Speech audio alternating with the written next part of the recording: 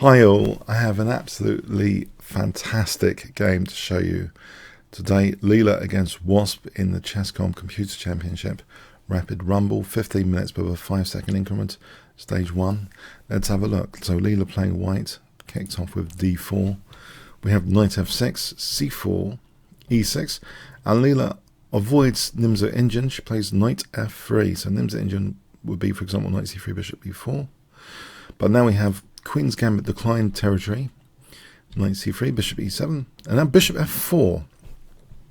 This is a very interesting treatment. Now d takes c4, which gives black that d5 square, potentially for knight d5, e3, and in fact black does try to create a penalty for white recollecting the pawn here in terms of structure. So bishop takes c4, knight takes f4.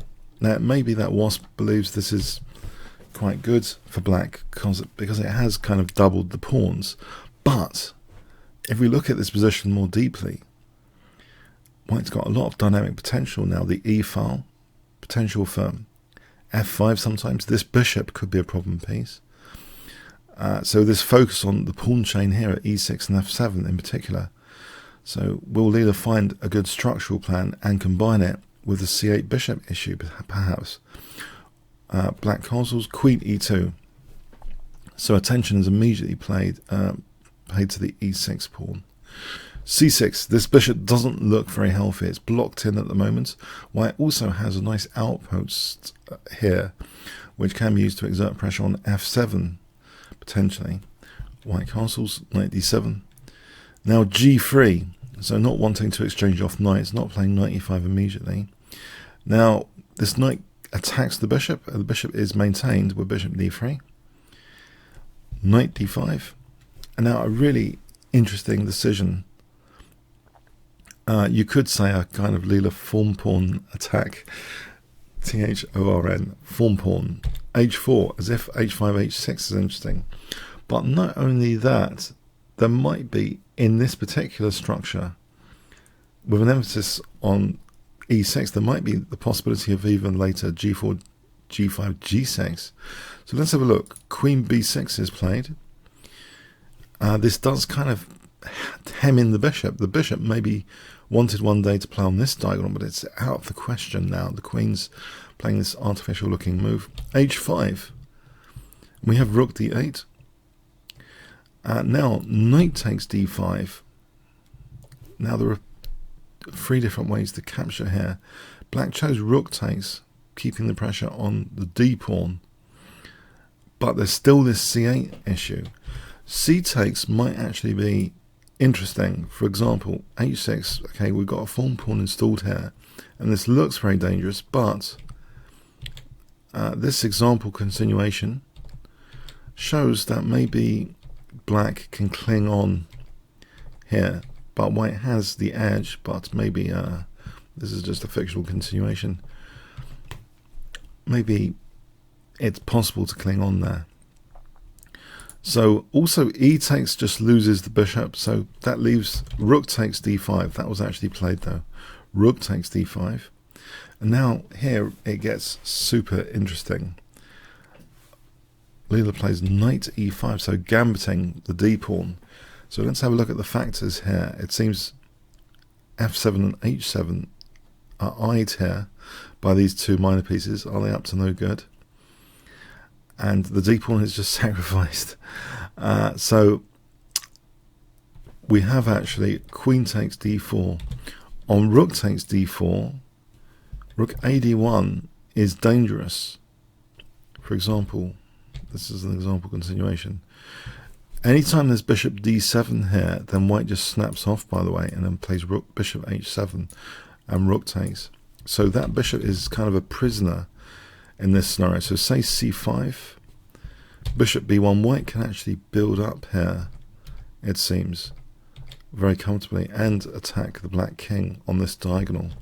So if that concession is made, it gets pretty horrific pretty soon, actually. This scenario is just horrible. White's got a big advantage there.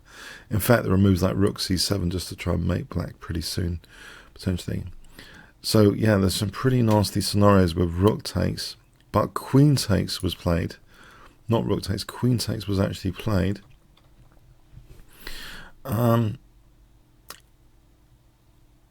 Actually, yeah, let's just have a quick review on this line though. So mention this line here.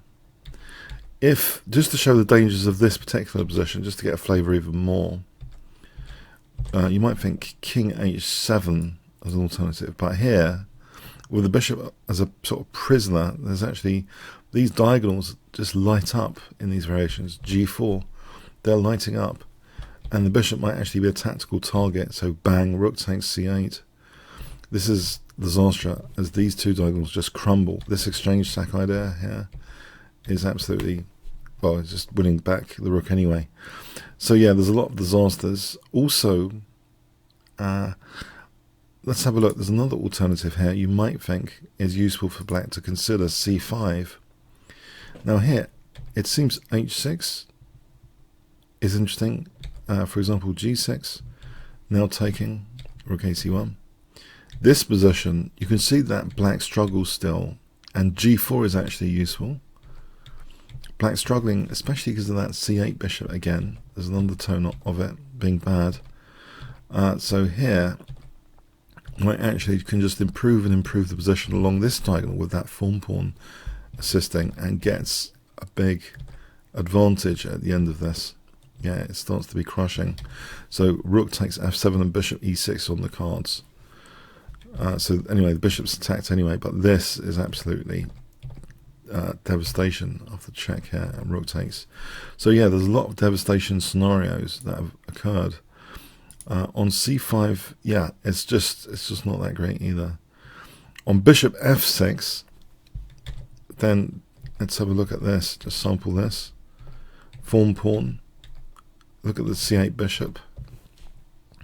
White here can get a very nice position, just positioning a nice endgame position, rook on the 7th, and quite comfortable with a small edge. f6, then the knight just retreats. It's done its job. It's weakened black on pawn structures being more committed, and black's king is kind of crumbling here actually. This is looking very nasty, this variation. So here it's just, again, it's not great. Black's getting crushed. So there's various things which don't really help black. So black, yeah, did take the pawn. So what is the ref of this gambit here? Well, rook ad1 threatens immediately bishop takes and winning the queen. So the queen has to move out of the way, it seems. Bishop c4, which encourages a rook exchange. But now look, the c8 bishop remains a prisoner of this position. We have a5, and here is a really wonderful structural plan, which I believe is why many of us really love Leela's chess, because it seems instructive, because it is based on, a lot of the time, pawn structure and pawn breaks, which would give us the idea we can use in our own games. Now here, there's a great move, g4. It seems it introduces g5, g6, which ties in not just with undermining this pawn structure, but also tactically the c8 bishop could be a major issue. So we have bishop d6, g5, bishop c7, and yeah, g6. White is just undermining the entire pawn chain now. F takes, h6, hg, with a big form pawn now, one form pawn installed. But now knight d7, cutting that bishop, offering it to be taken. But look at e6 after this. So actually, black dare not take the knight. The queen actually goes back. On bishop takes, this is just absolutely winning this position. The bishop moves, and then bishop takes e6 check. Queen d2 with a really nifty tactical idea, actually. For example, h5, f5, and I wonder if you can spot the threat. White to play here and win. Quick tactical puzzle. If I give you 5 seconds to pause the video here, white to play and win. Okay, you can see that the king hasn't got many escape squares. Bang, queen h6 check, and then rook h7 is checkmate. So there's some very, very beautiful lines on taking here. They're all absolutely crushing with this rook on the 7th. For example, rook c8, just for fun, queen takes e6 check, and here another tactical puzzle, white's play here, 5 seconds.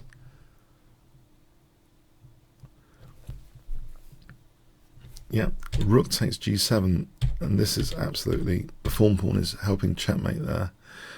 Wonderful stuff behind the scenes here. So, knight d7, yeah, the queen comes back, scurries back, but now white recollects the pawn here. So, pawn situation, 5 pawns each, white's got double pawns, but the king is severely restricted. White's king is as free as a bird, and black's king is just trapped and caged by that light square bishop and this form pawn. So in fact, the king can be used potentially as a major attacking piece in this position. We see b6. Let's have a look at some other examples. Bishop d8, knight c5 might be good. This scenario, for example, the king can start coming up as well. And again, this king is just trapped, and this is as free as a bird, this king over here. And it's just a very, very big advantage. Any rook and pawn ending now is really crushing protected pass pawn on e6. Hemmed in Kingsdale, yeah, massive advantages. In this line, let's have a look again. If bishop takes b2, by the way, then there's rook d8, checkmate. So yeah, the black pieces really have defensive responsibilities. So we'll go back to the game. So f5, b6, king g2, c5. Finally, this bishop sees the light of day on this diagonal. f4, check is played now. On bishop takes here, then knight takes b6, check. This position is actually very strong after f6. Again, there are ideas of mating with rook d7, rook h7 here, if taking. Say bishop e4, then there's rook d7, and rook takes, and then, for example, mate. Let's just go back there. So in this variation, after f6, there's not really much. If g takes, then rook d7 immediately threatening mate. And that's pretty desperate, yeah. Or checkmate like this, it's cute. So yeah, bishop takes f4 is not advisable because of knight takes b6. So we have check, king g3. The king is coming up the board. The black king is just waiting around. And yeah, the pawns are doing a really good job of locking the king in, and that bishop on e6, rook e1, bishop c6. In a way, you could say structurally, the light square bishops are kind of complement to all the pawn breaks in this game. You know, when black had that bad bishop, white had that great structural plan, and now this is a really fantastic bishop, can still hemming in the king. Knight e5, threatening immediately knight f7, check. Now here, if black straightens out the pawns, yeah, white can actually just straighten out the pawns here. And this is just gigantic, this position. For example, f6.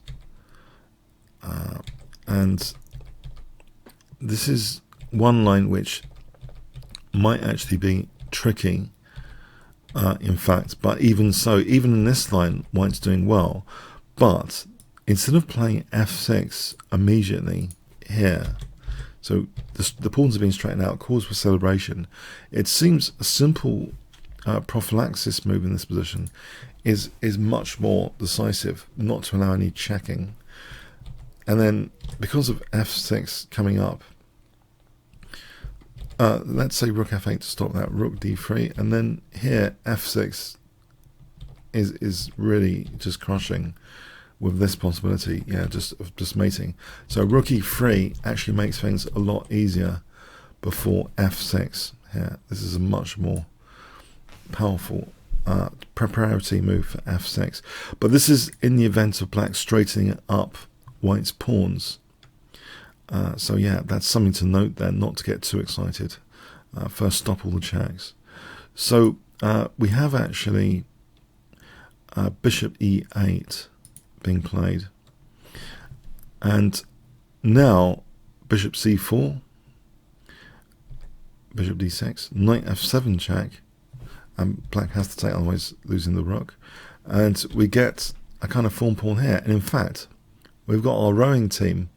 Hey, Hi guys, we're practicing the rowing for the Cambridge-Oxford rowing match, aren't we? The rowers are here. Okay, so a4, king h7, king g4. Now, these rowers, or form pawns, triple form pawns, are really stop the king. So yeah, this is, get your Instagram account out, guys. Hash Kingscrusher, hash triple pawns. How often do you see triple pawns like this? Hash Leela Chess. Leela Chess. So g6 is played. This is really a totally lost position, by the way. In case in case you have any doubts, the reason is white has a very, very simple plan of overloading with this king, which is as free as a bird. Just play rook e8, then f6, for example, and if takes, then you just crawl the king to e6, and it breaks black's position. Because anytime the bishop moves, you just take on f8. Anytime the rook takes, you just queen. So there's an overload on the cards. So this is just very desperate. Now, Leela keeps things aesthetically pleasing, actually. She's very considerate to us with keeping the treble pawns for a bit longer with f6. It turns out fg is also very, very strong. For example, like this is pretty strong. And if black doesn't want to lose the bishop, this is very, very strong as well. This position where there's still a total overload. Black's in zugzwang and would have to give up the rook. That's not healthy if black has to give up the rook. Yeah, it's just all crashing through, basically. So anyway, Leela kept it aesthetically pleasing for us. So Instagram, she's saying, please put this on Instagram, what I did to Wasp. So bishop goes back. And now rook e8. We're getting this kind of zugzwang now anyway. f5. So if g takes, then the king is now coming into e6 just to overload black. And look, all of this while the black king is just immobilized. That's a total gone position.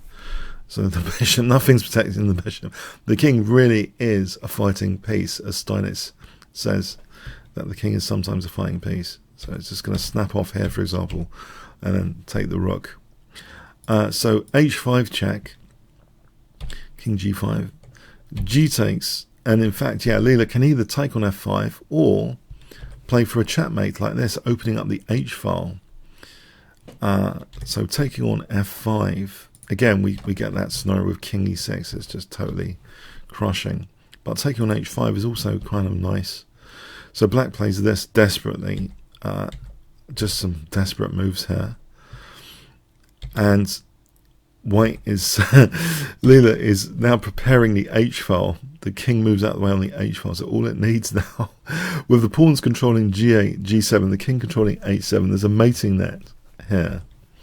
So rook e1, threatening rook h1 checkmate, which there's no defense. You know, rook takes is played, and Leela finishes with check, actually not taking the rook here.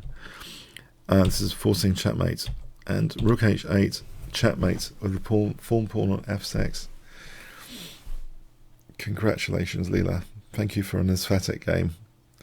You don't get many games like this in computer chess. You really didn't get games like this. This has got everything like a super GM would play. Targeting the c8 bishop, structural pawn breaks, factoring in, you know, the total upsides of damaged pawn structure, you know, double pawns, then treble pawns. But because they were controlling all the key squares, they were keeping the bishop out, the king was just hemmed in. It made let white's king be super aggressive. A really beautiful fighting piece in this game. It could have won either way by going to the center or to use the h file. So many winning options revealed. But it all started with that amazing pawn sacrifice as well. That really exposed some major issues with black's pieces. Really, really instructive stuff. I hope you enjoyed it as much as me. Comments, questions, likes, shares appreciated. Thanks very much.